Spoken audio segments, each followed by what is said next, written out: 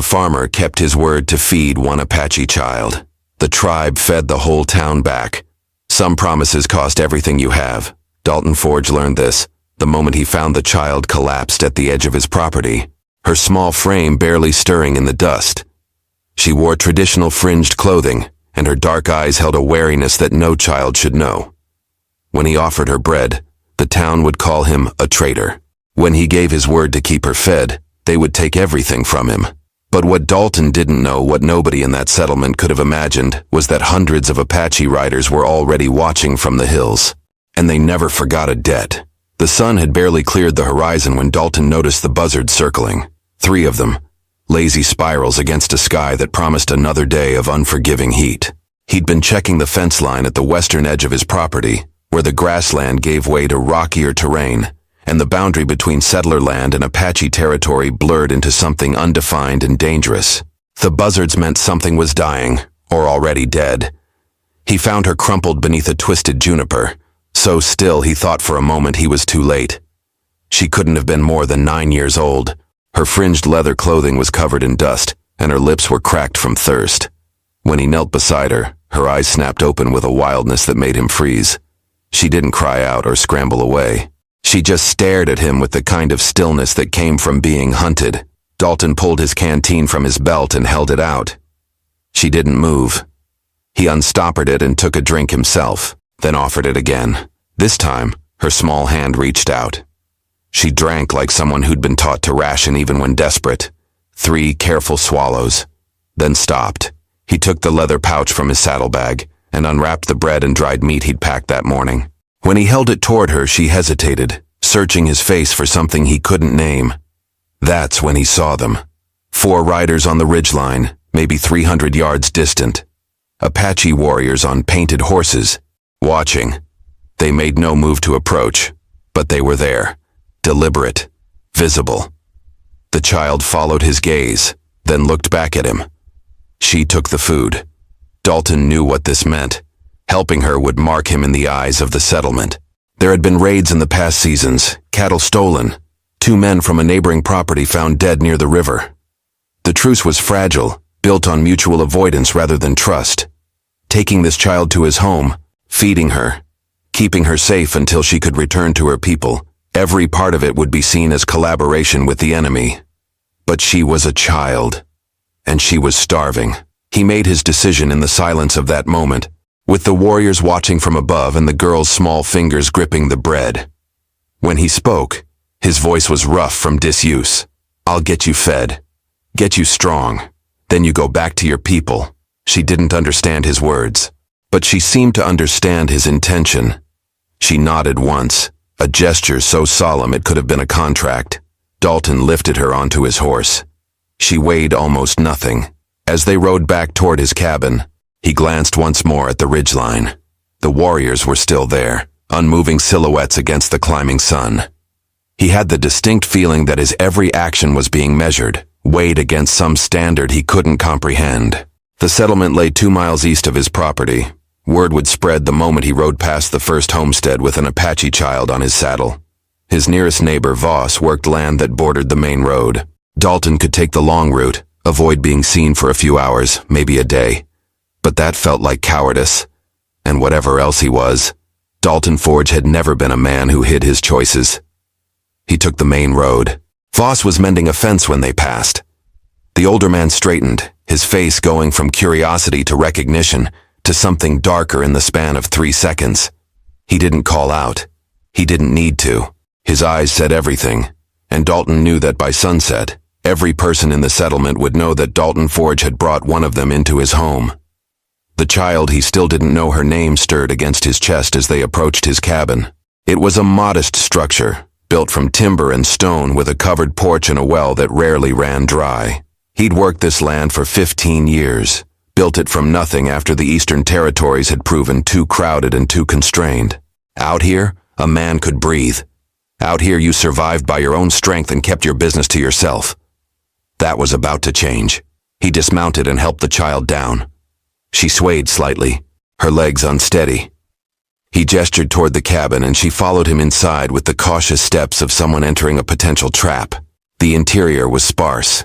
A table, 2 chairs, a stone fireplace, a single bed in the corner. He motioned for her to sit while he worked the pump at the sink, filling a tin cup with water. She drank it slowly this time, her eyes never leaving him. When he set about preparing a proper meal, beans, cornbread, a bit of bacon he'd been saving. She watched every movement as though memorizing the layout of the room, the position of the door, the location of his rifle mounted above the mantel. Dalton worked in silence. He wasn't a man given to filling space with words, and she clearly spoke a different language anyway. But when he placed the plate before her, he met her eyes and repeated his earlier promise, even though she couldn't understand the words. "You'll be safe here, I give you my word." She began to eat, slowly at first, then with more urgency. He turned away to give her privacy, staring out the window toward the ridgeline. The warriors were no longer visible, but he had no doubt they were still watching. They would want to know what kind of man had found their child. They would want to know if his word meant anything at all. Outside, the sun climbed higher, and somewhere in the settlement, Voss was already talking. The reckoning was coming, and Dalton Forge had just made a choice that would cost him everything he'd built. But as he listened to the small sounds of the child eating behind him, he found he couldn't regret it. Some things mattered more than land or reputation. Some things you didn't compromise on. What Dalton didn't know yet was that his simple act of decency had set something in motion, something far larger than one man's conscience. The warriors on the ridge had seen everything. And in the Apache camps beyond the hills, word was already spreading about the settler who'd chosen honor over fear.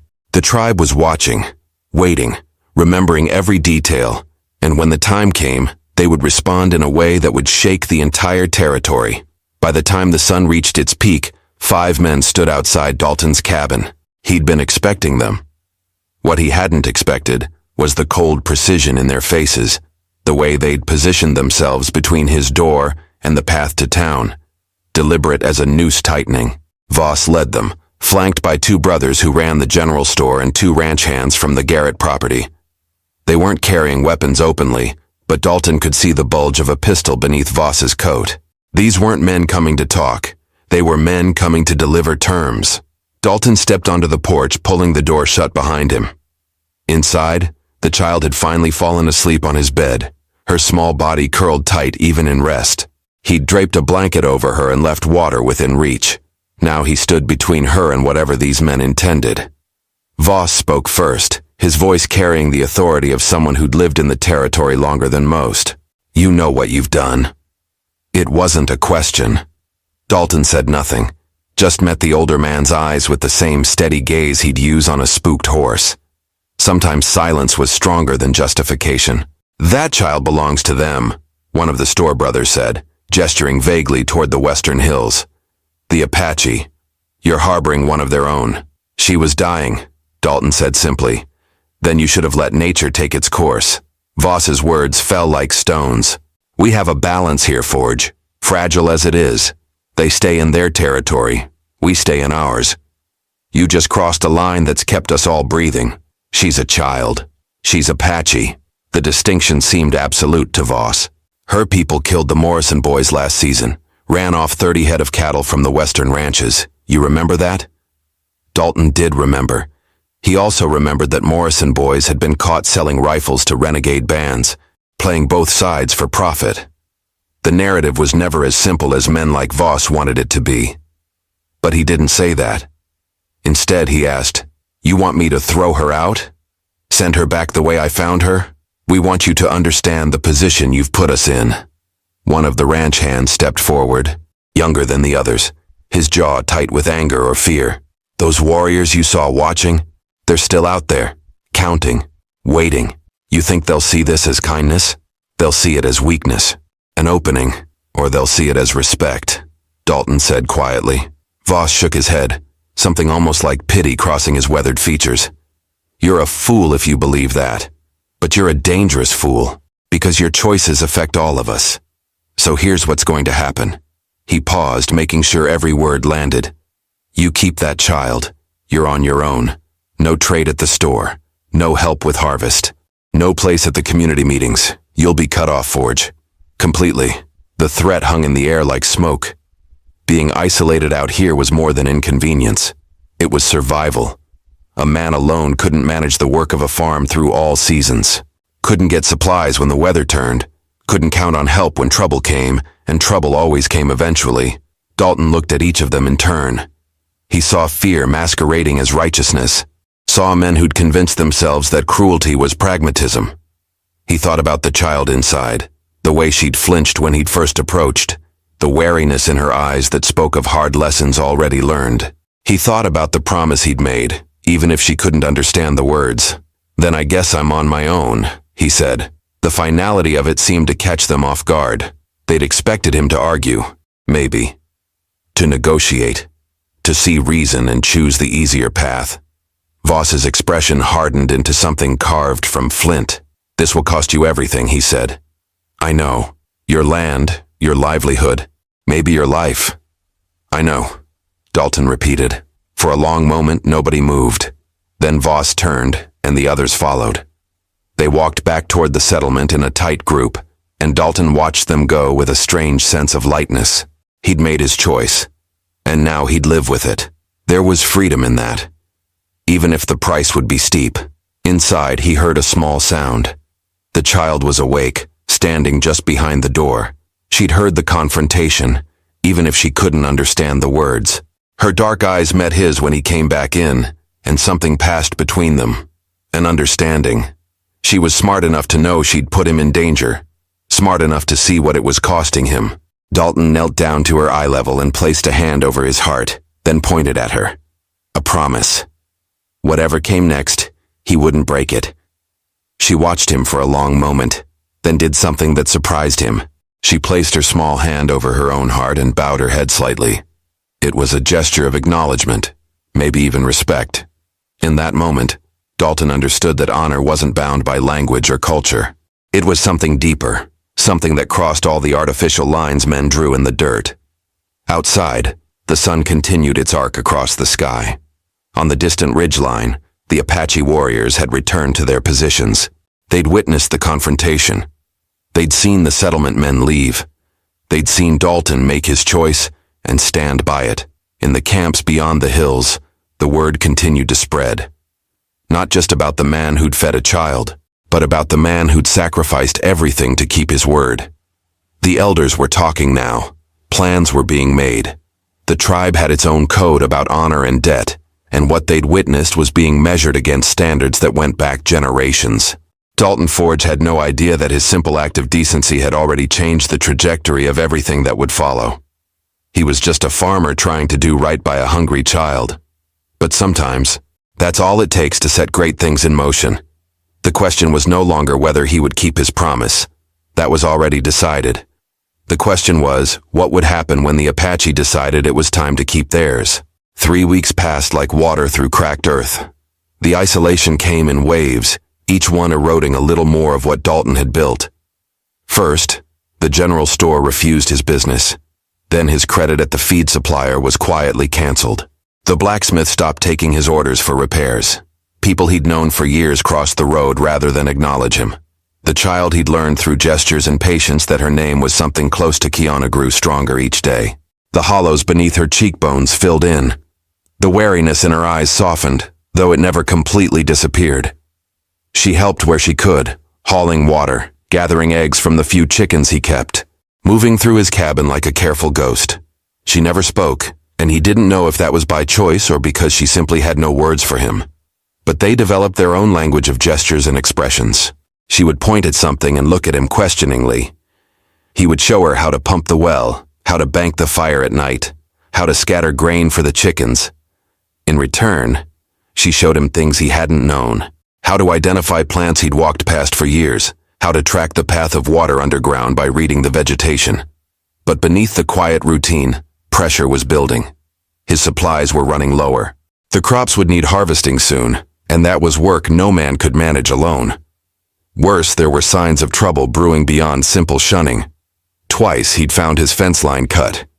Once, someone had driven off 3 of his horses in the night. The message was clear: leave, or be pushed out. On the morning of the 23rd day, Dalton woke to find Kiona standing at the window, her body rigid. He was beside her in seconds, following her gaze. A group of riders approached, 8 of them, moving with purpose. Not townspeople this time. Something worse. The Garrett brothers led the group, both men with reputations for settling disputes with fists and worse. Behind them rode 6 others, faces Dalton recognized from the saloon, men who hired themselves out for work that required muscle over morality. They weren't here to talk. Dalton moved quickly, taking Kiona by the shoulders and guiding her toward the root cellar beneath the kitchen. She resisted, her eyes fierce, but he was firm. When she was hidden below, he barred the trapdoor and moved his table over it. Whatever was coming, she didn't need to witness it. He stepped outside just as the riders reached his property line. They fanned out in a loose semicircle, boxing him in against his own cabin. The older Garrett brother, Cole, dismounted with the casual confidence of a man who'd done this before. "Forge," he said by way of greeting. "You've had time to reconsider your situation." "Nothing to reconsider," Dalton replied evenly. "See, that's the problem. Your stubbornness is making things difficult for everyone." Cole walked closer, his boots heavy on the packed earth. "The Apache have been more active since you took that child. More scouts along the boundaries, more tracks near the ranches. You've stirred them up. Or maybe they're just making sure their child is safe. That's what we're here to ensure." Cole's smile didn't reach his eyes. "We're taking the girl back where she belongs, dumping her at the territorial line. After that you can go back to your business, and we can all sleep better." "No," Dalton said simply. The word fell between them like a gauntlet. Cole's expression shifted, the pretense of civility evaporating. "That wasn't a request, Forge. You're outnumbered, outmatched, and nobody in this territory will lift a finger to help you. So you can hand over the child willingly, or we can tear your cabin apart finding her. Either way, we're leaving here with her." Dalton's hand drifted toward the rifle leaning against the doorframe. Cole caught the movement and laughed, a cold sound. "You really want to die for this? For one of them?" "I gave my word." "Your word doesn't mean anything out here. Power does. Numbers do." Cole gestured to his men, who began to dismount, spreading out in a pattern that spoke of practiced intimidation. "Last chance, Forge." That's when the air changed. It was subtle at first, just a shift in the quality of silence. The horses, which had been stamping and snorting, went suddenly still. One of Cole's men looked up sharply, his hand moving to his pistol. Then they all saw it. The ridgeline to the west had come alive with figures. Not 4 warriors this time. Dozens. They sat motionless on their horses, spread across the high ground like judgment made manifest. The morning sun was behind them, turning them into dark silhouettes that seemed to stretch and multiply in the wavering heat. Cole's confidence fractured. "That's just posturing. They won't come down here." But even as he said it, another line of riders appeared on the southern ridge, then more on the northern slope. They weren't advancing, weren't threatening. They were simply there, watching, waiting. A silent demonstration of force that needed no translation. One of Cole's men backed toward his horse, his face pale. "This ain't worth it, Cole. There's too many of them." "They're bluffing," Cole insisted, but his voice had lost its edge. He looked at Dalton with something between hatred and disbelief. "You really think they give a damn about you? About one farmer who showed kindness to a child?" Dalton met his gaze steadily. "I think they give a damn about honor. About a man who keeps his word. That's more than I can say for you." For a long moment, Cole seemed to wrestle with his pride, his anger, his fear. Then he spat in the dirt and turned back to his horse. "This isn't over, Forge." "Yeah," Dalton said quietly. "It is." The group mounted up, their movements jerky with suppressed panic. They rode back toward town at a pace just short of a run, glancing repeatedly at the ridgelines where the Apache warriors still sat in perfect stillness. Only when the riders had disappeared from sight did the warriors begin to fade back, melting into the landscape as silently as they'd appeared. Dalton released a breath he hadn't known he was holding. He moved the table and opened the cellar, finding Kiona crouched in the darkness, her eyes reflecting the lamplight like polished stone. She climbed out, and together they stood at the window, looking at the now empty ridges. Something fundamental had shifted. The Apache weren't just watching anymore, they were protecting. And that changed everything about what would come next. The change came on the morning of the 32nd day. Dalton was working the well pump when he noticed Kiona standing at the property line, perfectly still, her gaze fixed on the western hills. He straightened, following her line of sight, and saw them descending. 5 riders moved down the slope with careful precision, their horses picking through the rocky terrain in single file. They weren't carrying weapons openly, and their approach was measured, deliberate. At the front rode a man whose bearing spoke of authority even at a distance. Tall, broad-shouldered, with silver threading through his dark hair, he sat his horse like someone born to command. Kiona's entire body had gone rigid, not with fear, but with something else. Recognition, hope, grief, all of it compressed into the way she held herself, barely breathing. The riders stopped at the boundary of Dalton's land, a respect for territory that hadn't been asked for, but was given nonetheless. The leader dismounted first, moving with an economy of motion that spoke of years spent in the saddle. He said something in his language, low and controlled, and the other 4 remained mounted, their eyes scanning the surroundings with professional wariness. Then the man looked at Kiona, and his entire face changed.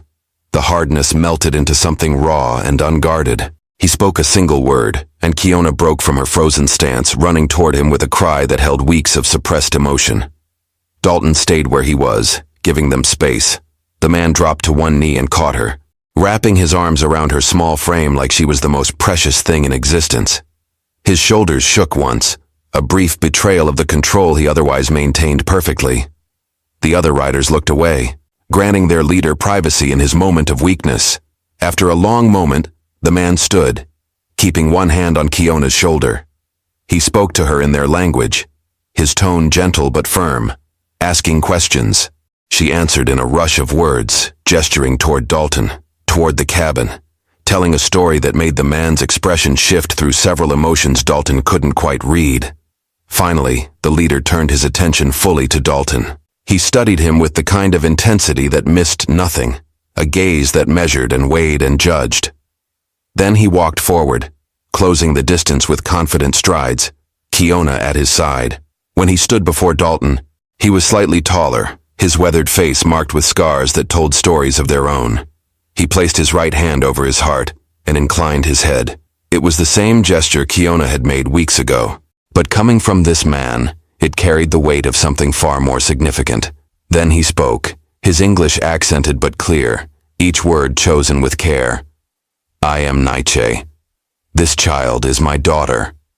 The words settled into Dalton like stones dropped into deep water. His daughter, not just any child, the daughter of someone who was clearly a leader among his people. That changed the mathematics of everything that had happened, everything that was still unfolding.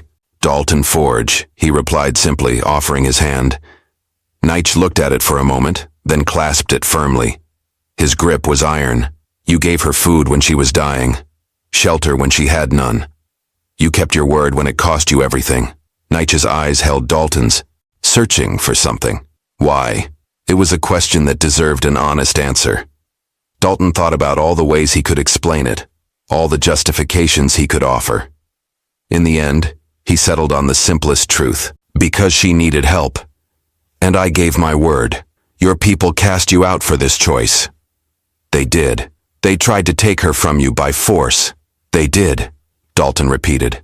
Nietzsche studied him for another long moment, then nodded slowly, as if confirming something he'd already suspected.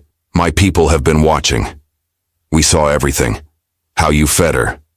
How you protected her when your own turned against you. How you stood alone when others came with threats and violence. He gestured to the other riders, who had remained mounted and alert. We could have taken her back many days ago. Could have approached when you first brought her to your home. But we needed to know what kind of man you were. Whether your kindness was strategy or truth, the admission hung between them. They'd been testing him. Every moment of isolation, every threat he'd faced, every choice he'd made had been observed and measured against some standard he hadn't known existed. My daughter tells me you made a promise, Nietzsche continued, that you would keep her safe until she was strong enough to return home. She is strong now. The time has come for her to leave. Kiona looked up at her father, then back at Dalton, her expression torn. Nietzsche spoke to her gently in their language, and she nodded, understanding something that passed between them. She walked to Dalton and did something that surprised him. She took his hand and pressed something into his palm.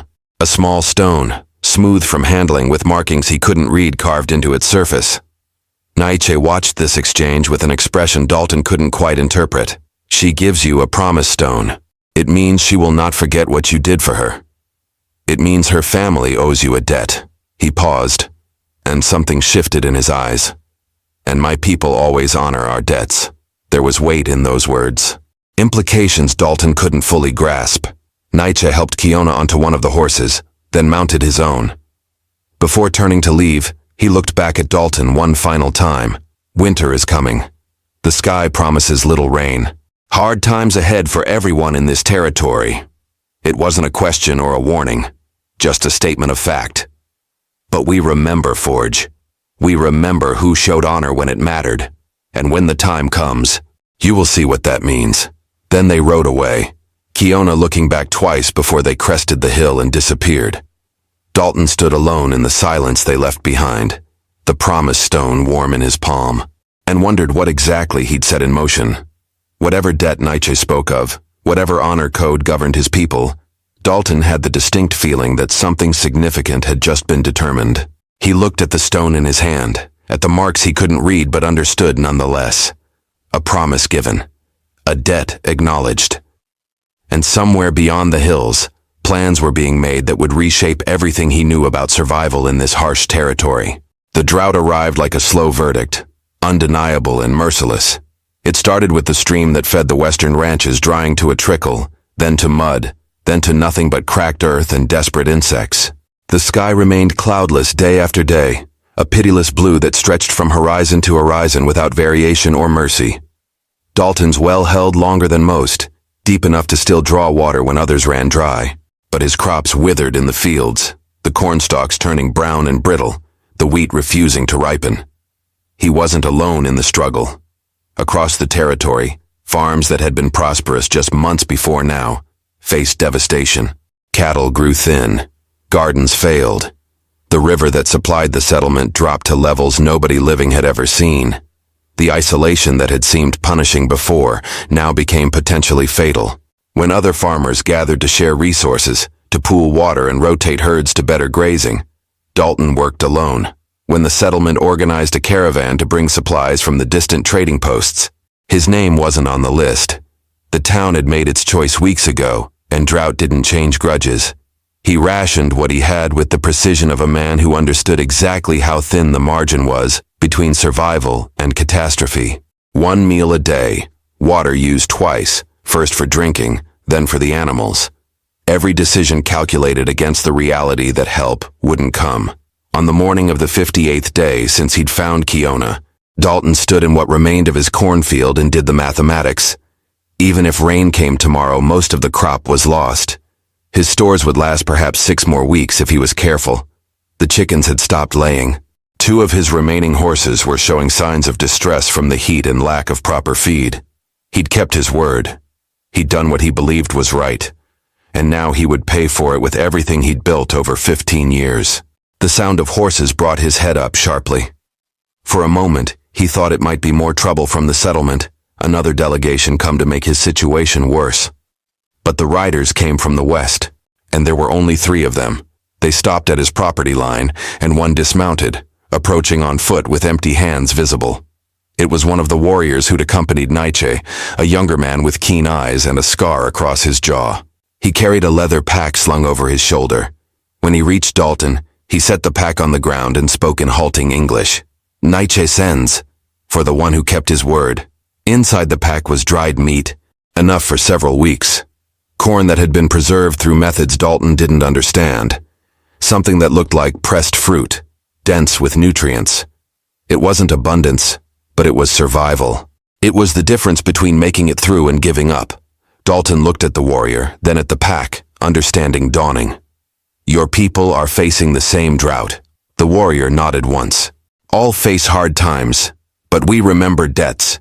Naiche says this is only the beginning, says to save your strength. You will need it. The cryptic message hung in the air between them. Before Dalton could ask what it meant, the warrior was already walking back to his horse. Within moments, the three riders had disappeared back toward the hills, leaving Dalton standing with a pack of supplies he hadn't earned and a promise he didn't fully understand. He carried the pack inside, his mind working through implications. The Apache were suffering from the drought too. They had their own people to feed, their own families to sustain, yet they'd sent supplies to him. A single man who'd shown kindness to one child. The scale of it didn't make sense unless he was missing something fundamental about how they measured obligation and honor.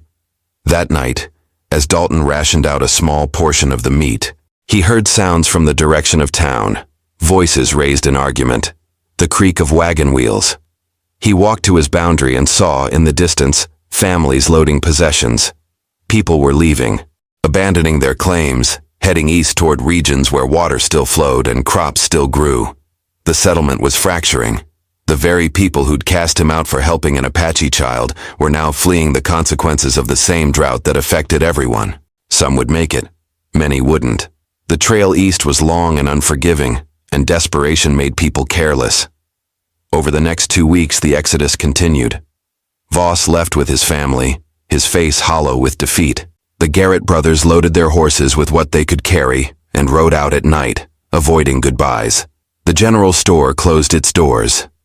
The blacksmith's forge went cold. Of the 40 families that had called the settlement home, barely a dozen remained, and those were the ones too poor or too stubborn to recognize when the land had beaten them. Dalton stayed, partly because he had nowhere else to go, partly because running felt like surrender. He worked his remaining land with the grim determination of someone who'd made peace with hardship. The supplies from Nietzsche stretched further than they should have, supplemented by careful hunting and the few vegetables he could coax from his struggling garden. Then, on the 73rd day, he woke to a sound that didn't belong. Not horses this time. Something else. Something that made the air itself feel different, charged with a quality he couldn't name. He stepped outside and stopped, his breath catching. On every ridge surrounding the valley, on every rise and slope within sight, figures stood. Not dozens this time. Hundreds. Warriors on horses, women with loaded travois, children walking alongside pack animals. An entire community on the move, heading toward the settlement with purposeful coordination. At their head rode Nietzsche, with Kiona beside him on her own horse. And behind them came something Dalton had never imagined possible. Wagons loaded with supplies, horses pulling sledges heavy with provisions, baskets of food, barrels of water, bundles of dried goods that represented months of careful preparation and sacrifice. The Apache were coming, not with weapons, not with threats, with food. Enough to feed everyone who remained. Enough to save the entire settlement from the starvation that had been circling like a patient predator. And they were heading straight for the town that had cast out the one man who'd shown their child mercy. The remaining settlers gathered in the center of town as the Apache approached, their faces marked by fear, confusion, and the hollow-eyed desperation of people who'd been starving slowly for weeks. 12 families, maybe 40 people total, including children who'd grown thin and quiet in ways that children shouldn't be. Dalton stood apart from them, watching from the edge of the settlement. He'd walked into town for the first time in months, drawn by the magnitude of what was unfolding. The people who'd shunned him now pressed together in a tight cluster, some holding tools that could serve as weapons, others simply frozen in place, unable to process what they were seeing. Nietzsche rode at the head of the procession, his bearing calm and commanding. He raised one hand, and the entire Apache column came to a halt. The silence that followed was absolute. Even the horses seemed to understand the weight of the moment. Then, Nietzsche spoke, his voice carrying across the empty space between two peoples who'd existed in mutual suspicion and fear for longer than anyone could remember. He spoke in English clearly and deliberately, so that every word would be understood. We come in peace. We bring food, water, supplies for those who remain. He gestured to the wagons and pack animals behind him, laden with provisions that represented survival itself. We offer these things freely. No payment required. No debt to us created. One of the remaining settlers, a man named Porter, who ran what was left of the general store, stepped forward. His voice shook, but he forced the words out. Why? Why would you help us? Nietzsche's gaze swept across the gathered settlers, then landed on Dalton, standing alone at the edge of everything. Because one of you showed honor when it mattered most. One of you gave food to a dying child when he had nothing to gain and everything to lose. One of you kept his word when all others demanded he break it. The settlers turned as one to look at Dalton. He saw recognition dawning on their faces, saw the mathematics of cause and effect becoming impossible to ignore. The man they'd cast out, the man they'd isolated and threatened, the man whose choice they'd condemned as foolishness or worse, that man was the reason help had arrived. Porter's wife, a woman named Eleanor who'd once traded eggs with Dalton before the shunning, began to cry. Not from relief, though that was surely part of it. From shame. From the crushing weight of understanding exactly what they'd done and what it had nearly cost them. Nietzsche continued, his voice steady. My daughter, Kiona, was lost. Separated from our people during a raid by others who wished us harm. We searched, but the land is vast. We feared she was dead. He paused, and something softened in his expression. Then we saw her, alive, fed, protected by a man who owed her nothing, who gained nothing from helping her except the scorn of his own people. He dismounted, and the Apache warriors began unloading supplies with practiced efficiency. Sacks of grain, dried meat, vegetables that had been preserved through methods the settlers didn't know. Water barrels filled from sources the Apache had guarded and maintained through the worst of the drought. We watched him, Nietzsche said, directing his words now to the entire gathering. We saw how you treated him for showing mercy. We saw you cut his fences, steal his horses, try to take my daughter by force. And we saw him stand alone against all of it because he had given his word. The shame on the settlers' faces deepened. Some looked at the ground, others at each other, as if searching for justification they knew they wouldn't find. This food is not for him, Nietzsche continued, and for a moment confusion rippled through the crowd. Then he clarified, he has already been provided for. This food is for you, for the people who cast him out, for those who chose fear over compassion. The statement landed like a physical blow. They were being saved by the very people they'd feared, because of the man they'd rejected. The irony was brutal and complete. Porter found his voice again, rough with emotion. We were wrong, about everything, about him, about you. Nietzsche studied him for a long moment. Yes, you were wrong, but hunger is not justice. Children should not starve for the failures of their parents. So we bring food. Not because you deserve it, but because honor demands more than simple revenge. He turned to Dalton, and the entire settlement watched as the Apache leader walked toward the man they'd isolated. When he stood before him, Nietzsche placed his hand over his heart in that gesture Dalton had come to recognize. Your word is worth more than gold, Nietzsche said quietly. You proved this when it cost you everything. Now we prove that our word is equally binding. The debt is paid, but the respect remains. You will always have a place among my people, should you choose to claim it. Dalton nodded, emotion closing his throat. He managed a single word, honored. The Apache worked through the afternoon, distributing supplies with careful fairness, ensuring every family received enough to survive the remaining weeks until normal trade routes could be reestablished. They showed the settlers how to prepare certain foods, how to ration water more efficiently, how to identify plants that could supplement their stores. As the sun began its descent, Nietzsche prepared to lead his people back to their own territory. Before mounting, he addressed the settlers one final time. Remember this day. Remember that mercy is not weakness. Remember that the man you judged most harshly proved to be the only one among you worth saving. And remember that honor transcends the boundaries you draw on maps and in your hearts. Then they rode away, leaving behind enough supplies to ensure survival and a lesson that would echo through generations. The settlers stood in silence, watching the Apache disappear over the hills, and then slowly, hesitantly, they turned to face Dalton Forge. What could they possibly say to the man they'd condemned? Who'd just saved them all by doing the very thing they'd punished him for? Some approached with apologies that felt inadequate. Others simply wept. A few extended their hands in gestures that tried to bridge the chasm their choices had created. Dalton accepted what was offered, but something fundamental had changed.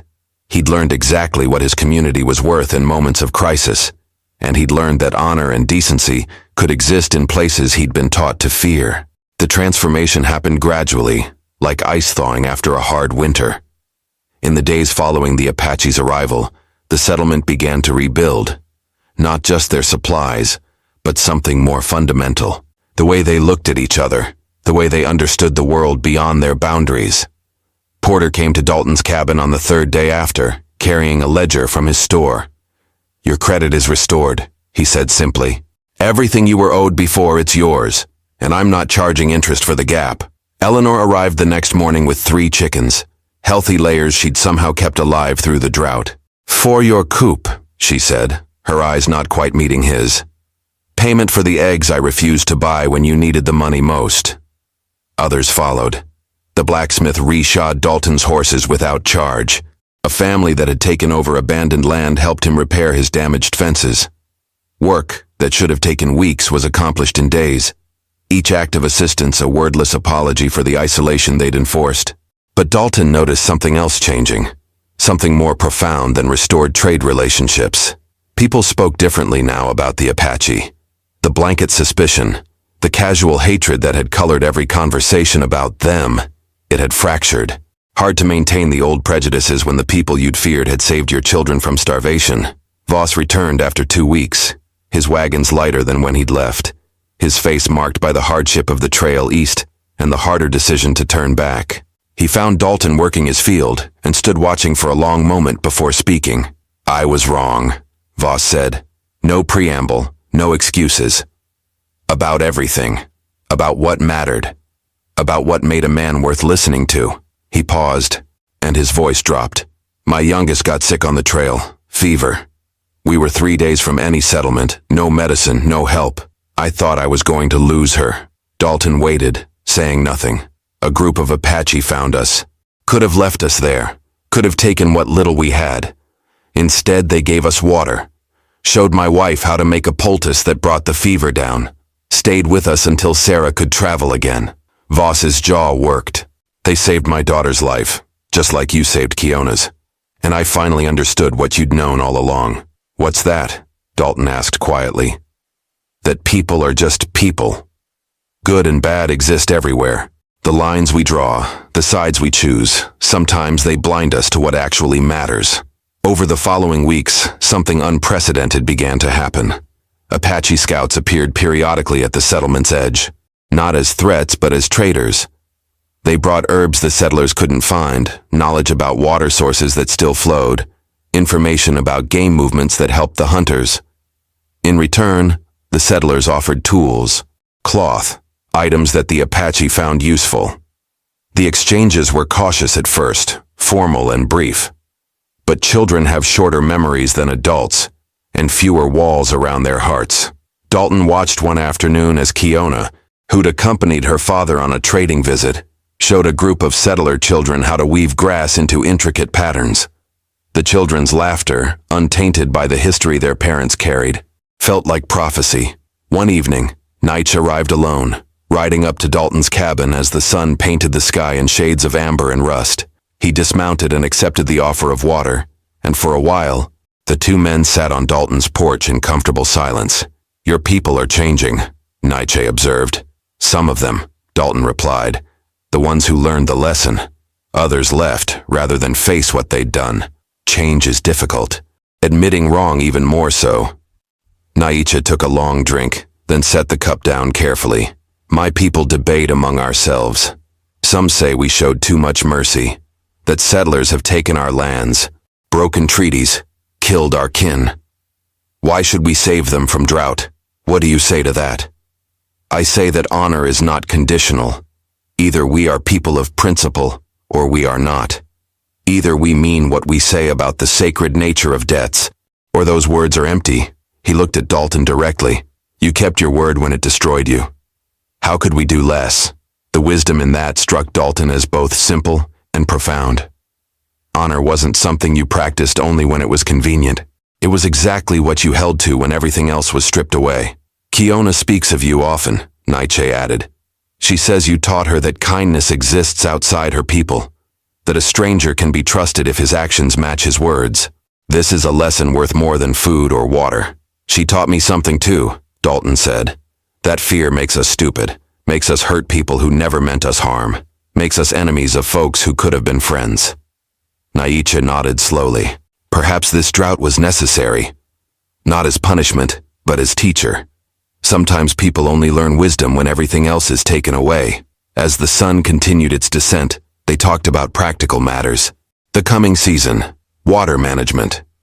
The possibility of shared grazing lands where neither settlers nor Apache would face starvation when the next drought came, as it inevitably would.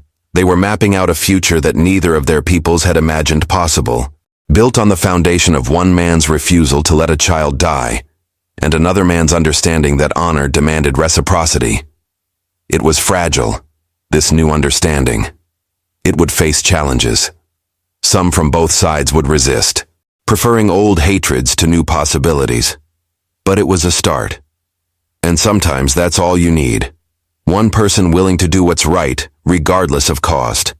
One community willing to remember and repay. One moment of genuine connection that proves the old walls were never as solid as everyone believed. Naicha stood to leave as full darkness approached. Before mounting, he clasped Dalton's hand one final time. "You are brother to my people now. That bond does not break. Remember this in seasons to come."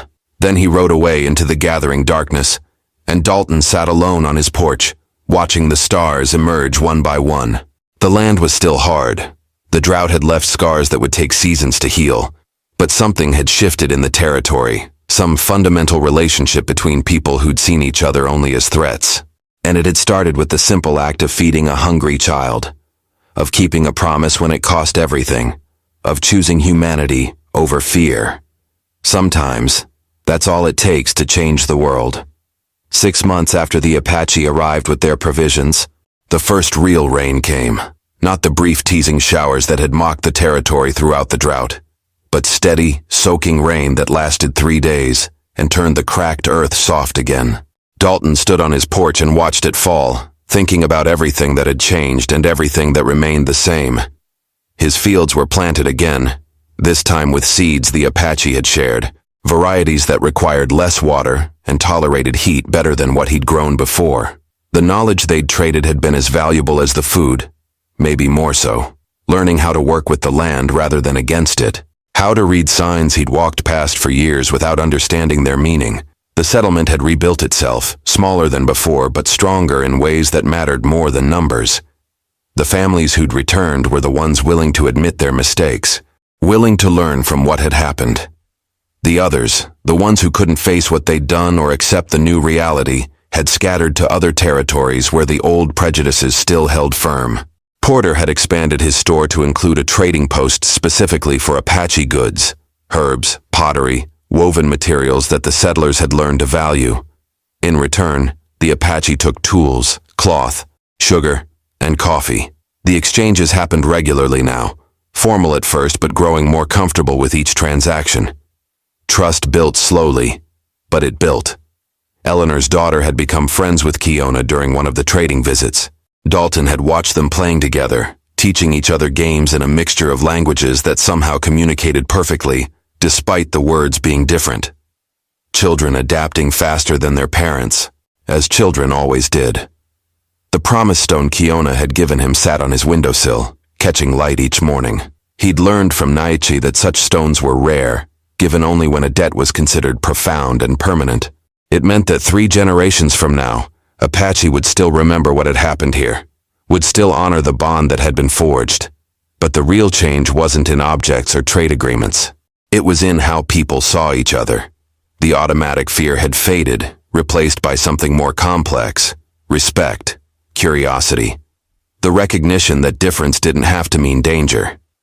Voss had become an unlikely advocate for the new relationship, speaking plainly to anyone who'd listen about how Apache medicine had saved his daughter when settler knowledge had failed. Others had similar stories now. Shared hunts, warnings about dangers in the territory, small kindnesses exchanged between peoples who'd spent generations avoiding each other. Dalton knew it wasn't perfect. There were still tensions. Still people on both sides who clung to old hatreds.